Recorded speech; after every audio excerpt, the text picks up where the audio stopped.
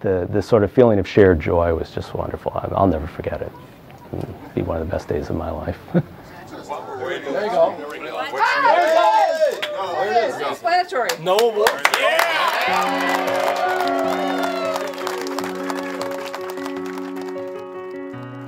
It was just so great to hear it. And then joy, and then a lot of joy. Right after the Pulitzer was announced, probably within the next hour, I got like 50 or 60 new Twitter followers, so my phone was just buzzing like every 30 seconds, so that was pretty crazy. I don't know, my mind kind of went numb, you know, I mean, it was like in shock, sort of. And people started applauding, so I turned around and looked back at the elevator, because I figured somebody must have followed me into the newsroom, and they said, "Hey, did you know you won the Pulitzer?"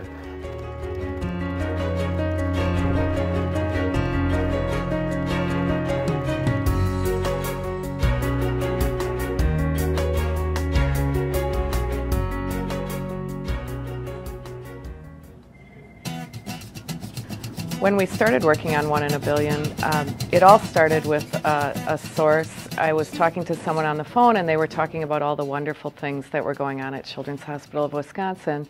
And this is going on and that's going on, and they sequenced all the genes of a child, and I didn't say anything. I just let this source keep talking. And I got off the phone and I ran over to Mark and said, "You're not going to believe this. They just sequenced all the genes of a kid at Children's Hospital." She comes running up and she was really excited, and she said, "Would you like to work on this with me?" And Mark told me it was like someone had given him a gift. I knew instantly that it was something I'd be really, really interested in working on. And we both knew right away that that was a pretty amazing thing. It was one of the first times that a patient had ever had all of their genes sequenced. Right from the beginning, Mark knew the procedure. We wrote up a proposal and we were in the project meeting within a couple weeks, and we got a photographer assigned and an interactive person. And I just jumped in and started taking photographs right away before I was even introduced to the family, and little Nick just kind of really took to me for some reason. He thought that was cool, I guess. And this project was different than a lot of the other projects I'd worked on because it did involve so much for interactive online, you know, so we had video and we had the stills, we had photo galleries, we had graphics. My role in the 1 in a Billion project was really to provide visuals for the story that were hard to describe in the narrative. This project involved a lot of coordination between editors, reporters, graphics, photography, and then all the way over to the design desk and the copy desk. It all had to kind of come together online. I would produce the graphics and then I would ship them over to Allison. I took some of his graphics and made them interactive. We felt like a lot of the online elements of the story told it in a different way and therefore added to the reader's experience.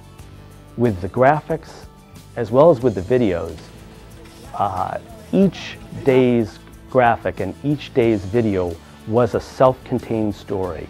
We had a newsroom that's dedicated to telling stories like this and dedicated to putting all the resources around a story that need to be put around a story. And I think we have really strategic editors who knew that the rules were changing and they could package it for the new online component rules, and I'm really glad they did. We realized that the only thing that could stop it was a good story, and the only thing that could stop us from telling it was us, because the infrastructure in our newsroom just paved the way for this story to happen in a multimedia way.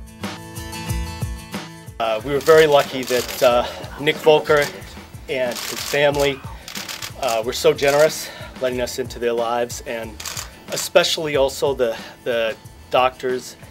I think this story sends a really good message about the best of Wisconsin. It's people who do high-powered intellectual research. Well, we believe that one of the best ways we can serve our community and our state is by doing in-depth, investigative and explanatory journalism that our readers can't find anywhere else.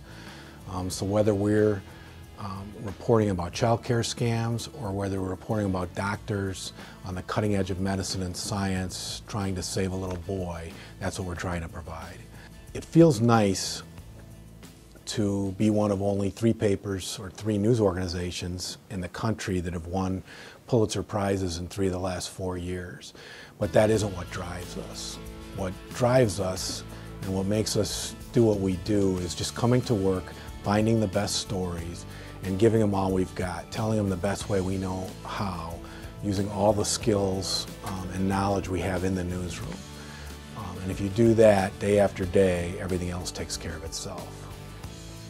There's no greater honor in journalism than winning a Pulitzer Prize. And national awards are exciting, they're wonderful, but really what still is most important to us is our commitment to do the highest level of journalism possible for our readers and for our community.